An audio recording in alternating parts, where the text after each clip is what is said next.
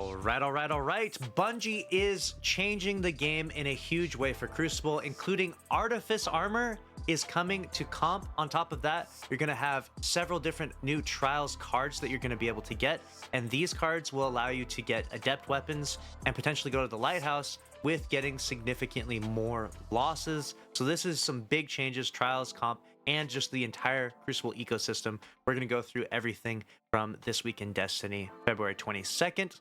This is a PvP Strike Team update.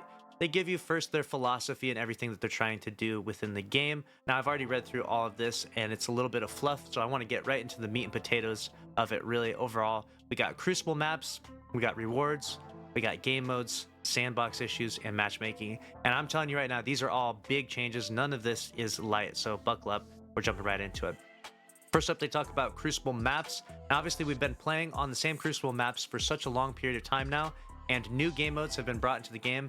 This adds a level of complexity for Bungie where they have to add new spawn points, new objective points, and it's really quite difficult, and some of these have been very dated. So what they're going to be doing is doing a rework and an overhaul to maps in terms of their spawn locations in the old maps, and they address it right here, already live. Initial map spawning, quality of life pass. So they've been working on that right now, and then with update 735 that goes live on March 5th, they're going to do an additional spawning quality of life pass where they basically are going to make sure that when you load into a Crucible match on these maps right here, Citadel, Cathedral of Dust, Disjunction, Convergence, in Rift, in whatever game mode, they actually spawn in a good location that you're not like spawning in. You shouldn't be spawning in right next to a teammate that, I don't know, that has a golden gun pop or something, right?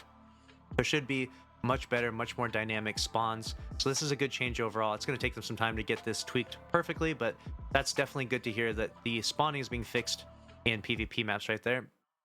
On top of that, they'll be adjusting some heavy ammo crate stuff as well. So next up, we have Crucible focused players may also feel left behind in terms of locations, right? Because we never got a Europa map or a Neomuna map. Well, we're getting 3 new Crucible maps. We're getting Eventide Labs, which is Europa, Cirrus Plaza, which is Neomuna, and Dissonance, which is the Terraform Pyramid Ship. So keep that in mind. Looking forward to those 3 new maps. Hopefully they all play really well. Next up, we have rewards. This is where they talk about the big news right here, which is that in PvP, when you play comp, you're going to be able to get that Artifice armor. If you don't know what Artifice armor is, it's armor that allows you to add in a little stat mod right there that gives you +3 from any stat. You can put it from helmet, gauntlets, chest, boots, and class item, and it'll give you +3 stats in any given slot. So it really helps you to accomplish those like triple 100 builds and stuff. This is super advantageous, and previously you've only been able to accomplish Artifice armor by doing dungeons in the game. You can't get it from raids, but now they're matching it and they're allowing you to get Artifice armor in comp, which is actually really huge, and looking forward to that. So definitely get in there and get to grinding comp. On top of that, they're going to be bringing back the old armor sets with this when you get that Artifice armor. So for the hunters, it'll be the Sword Flight set, which looks like this right here. For the Titans, it'll be the Phoenix Strife set. And for the Warlocks, it's the Anka Seeker set. So that's going to be really cool. It's those OG Year 1 Crucible sets being brought back as Artifice armor. So you'll definitely want to get into comp and grind that. If you don't already have Artifice armor, that is, of course. Or if you really like those armor sets and stuff. Either way, it's just really cool that you can basically match your time investment. If you go into PvE, like I do master raids and stuff, right? Do master raids, you get the really good adept weapons. You can do those dungeons, you can get the Artifice armor. You can do the same thing in PvP now, so that way you don't necessarily have to go play PvE. You can kind of stay in whatever realm you like more. So that's a cool change. Definitely looking forward to that with the Artifice armor changes. Seems like a good stuff. Next up, we're going to be talking about trial stuff, and they went crazy with the trial stuff, which is actually really exciting. We're talking about new card systems that are being set in place, so be prepared for this, because this is about to really change up how we play Trials of Osiris. For Passage of Ferocity, right? After you've been flawless for the week, losses after 3 wins will reset you back to 3 wins instead of flawing your card. So keep that in mind. So Ferocity is you play the game a lot, right? You play Trials a lot. You go flawless, or after you have not been flawless, I should say, rather. When you get to 3 wins, you're locked in at 3 wins. So when you get up to that flawless game, if you lose, you're just set back to 3 wins, right? You're set back to 3 wins. So you can keep going and going and going. You don't have to reset your card back to 0. You can just reset back to 3, which is going to feel really, really nice. And you'll still be able to make it to the lighthouse, which is actually pretty epic. The next one is even crazier than that, but it's not going to allow you to get to the lighthouse, but it will allow you to get an adept weapon, which is really all you want, right? You want those adept weapons. Passage of Persistence, which is that every time you get to a certain win on your card, say you get to 4 wins, when you lose, you're going to get taken back 1 win to like 3, for example. But if you keep losing, if you lose 5 games in a row, you're going to stay at 3 wins. Or for example, let's say you're at 5 wins, right? If you get to 5 wins in your card, you lose, you're going to get set back to 4. If you lost 20 games in a row, you're still at 4 wins. You just need to win another game that'll put you back to 5. And again, every time, if you win 1 and lose 1, you're going to be there forever, right? But if you can win 2 in a row, then you'll start making some progress. So as long as you can win 2 and then lose 1, as long as you can get on a streak of winning 2 in a row, you'll continue to make progress until eventually, with Passage of Persistence, you will get an adept weapon. So it might take a crazy time investment. There's probably going to be that one guy out there that played Trials for 10 hours to get that one adept weapon. But with time, with persistence, with some serious Passage of Persistence, you will eventually get that adept weapon, which is pretty cool and something that I think that Bungie has been needing to implement for a while. So that way people are rewarded for the time. Why else would they want to go into Trials if they know they can't get Flawless? If they feel like, I'm not good enough to get Flawless, so why would I waste my time? Well, now you can go in and you can keep grinding, keep playing, keep getting better, and eventually get those adept weapons, which is pretty cool. And I'm definitely looking forward to that. Obviously, they've been updating and changing things quite a bit, where they have weapons that are dropping from each match completion. So if you haven't played Trials in a while, you should get some pretty good loot from jumping in there. And that new game mode update should be pretty epic. So next up, we have game modes that they're updating. So they're updating some of their competitive game modes here with update 7.3.5, like we mentioned. And some of the quick play modes are lagging behind. They're changing some of these things right here. They created Sparrow Control, added 3v3. Update 7.3.5, we got Clash will be moving to the 3v3 quick play rotator. And heavy ammo knowing sure they're just adjusting Clash a little bit in the rotator right there. And then they have a new mode that's coming out that's going to be called Collision. And this is going to have like a giant zone, or 5 of them, I believe. And then it's going to rotate around the map to 5 locations, right? So it's going to be a giant zone. It's going to rotate around the map. And then there's going to be special ammo crate system, a new special ammo crate system that will spawn in different locations. So it should be kind of crazy and kind of chaotic, and should hopefully be an interesting and good mode for PvP. We'll see if it ends up being successful or not. Sounds like it could be moving the zone around quite a bit, and moving the special ammo crates could get people to sort of move around the map and get a little more creative with their gameplay. We'll see what happens with that. So keep a lookout for that new game mode Collision coming out soon here. And then obviously they're always trying to work on the new special ammo acquisition systems and make that stuff better. Next up, we have some updates for Iron Banner Tribute. They got some changes. They removed the wall hacks on players carrying max crests, and cleaning up the user experience by decreasing the distance at which crest icons can be seen. That was crazy. You could look out and just see like a million of them. So they're doing a bunch of changes to Iron Banner, some quality of life changes to the mode Tribute, which is good overall. Then they're talking about update 7.3.6 now, so one even further past 7.3.5, right? And we got Checkmate is returning back to Crucible Labs.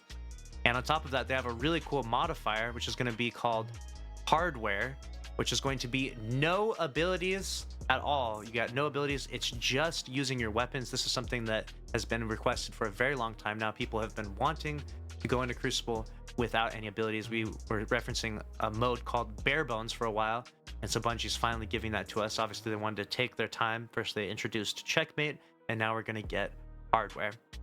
On top of that, with the final Shapes launch, we're going to get private matches will have more options, which is pretty cool, and custom tuning for existing game modes.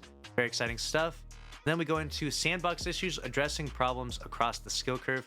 Now, the sandbox, in terms of skill-based matchmaking, connection-based matchmaking, fireteam-based matchmaking, and so much, has been such a hot topic for a long time.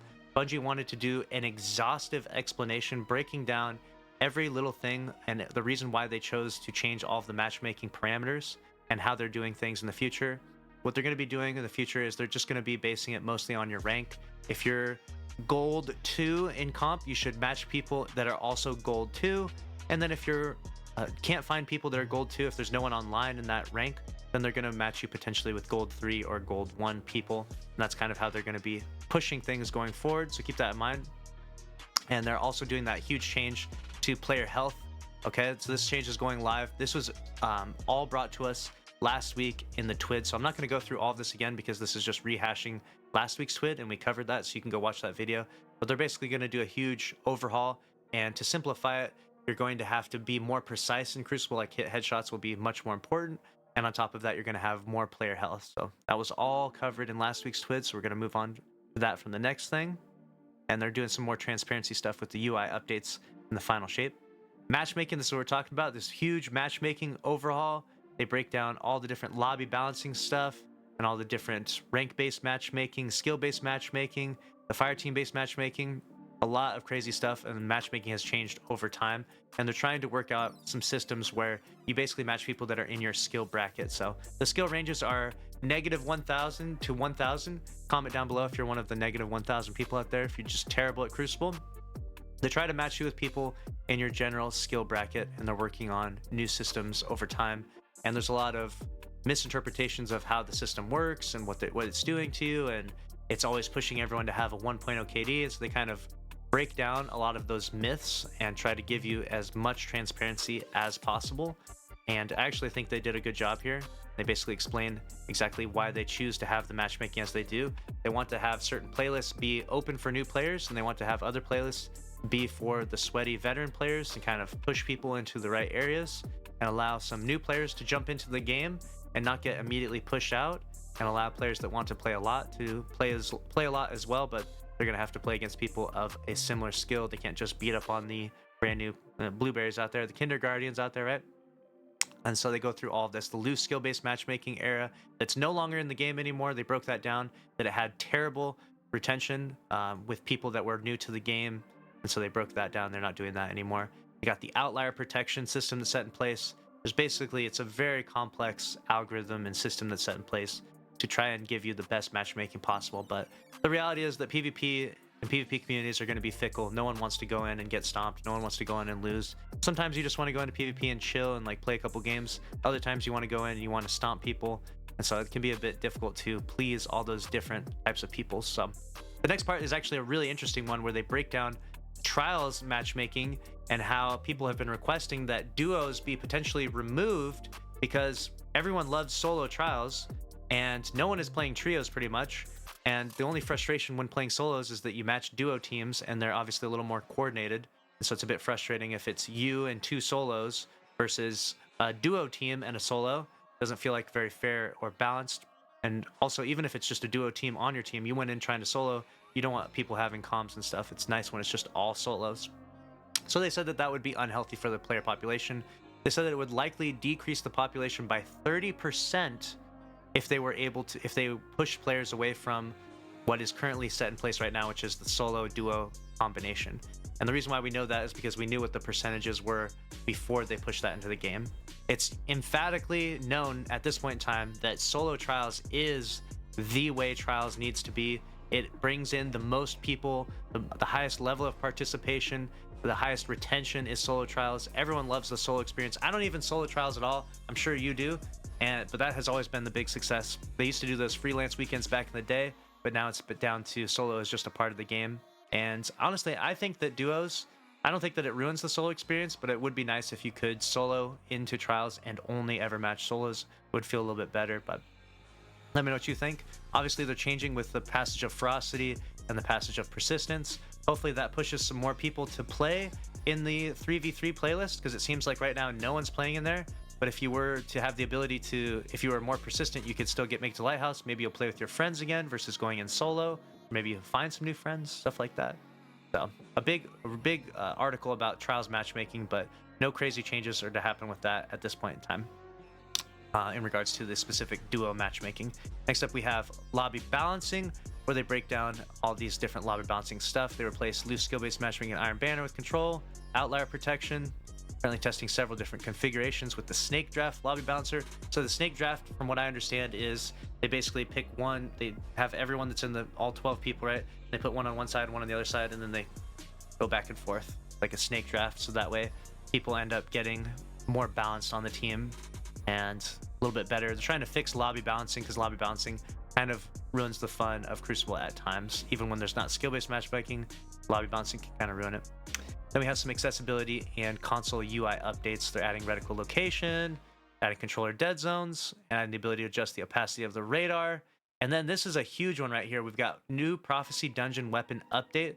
This is very exciting. This dungeon is a lot of fun, one of my favorite ones.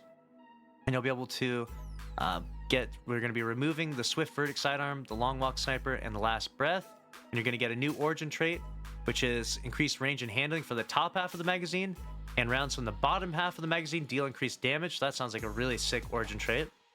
And new perks as well.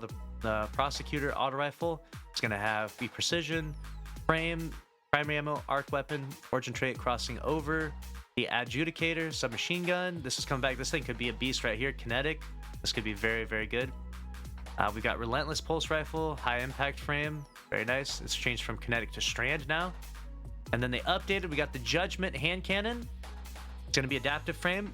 It's being changed from kinetic to stasis. We have the Darkest Before pulse rifle. We'll have to see what perks are on all of these things. This thing was a beast. This was one of my favorite pulses for a long time. Damage changed from arc to solar. A sudden death shotgun is going to be aggressive frame. Damage changed from arc to void. We'll see what perk combinations we got on that. And then they have the encounter drops, so they're going to change. So if you want to farm the pulse rifle, the auto, you need to do Phalanx Echo. If you want to farm the shotgun and the submachine gun, you got to do the cube. And if you want to farm the hand cannon or the pulse, you got to do the final boss. Of course, everyone's going to want to farm that hand cannon probably because, you know, hand cannons are Destiny players and their hand cannons, right? Then we have the Normandy crew winners. This was the Mass Effect crossover that they did last week. So you got to enter this fashion contest. We got the winners of that. In this week's TWID, we got the player support report and the artist of the week and the movie of the week. Very cool stuff. That's a wrap on this week's TWID. Very spicy stuff coming to Destiny 2. Sounds like Trials is going to be awesome to jump in now. It sounds like on top of that, comp with those Artifice armor is going to be epic. Let me know your thoughts down in the comments below. Make sure to subscribe if you want to stay up to date on all the news in Destiny 2. Smash the like button. I'll see you in the next one. Later.